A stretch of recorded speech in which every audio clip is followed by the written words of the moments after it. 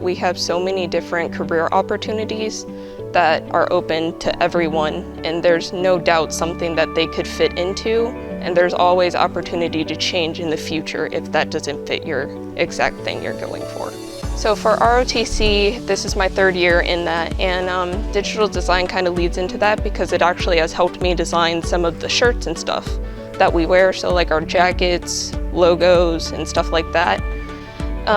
It's pretty easy balanced between the two because ROTC does a lot of stuff before school starts. Digital design does it a lot during the school, so they balance out pretty easily.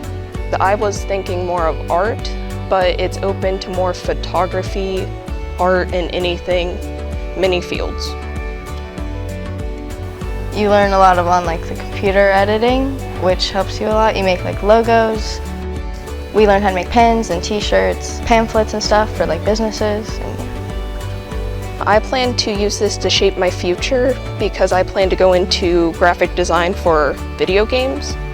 And though we don't do a lot of art in my career tech, it does still open to photography, like I said, gaming, logos, you could be able to design, the coding aspect. If I did one day want to make a business, I could also go back to school for business and still use design and everything I've learned in that.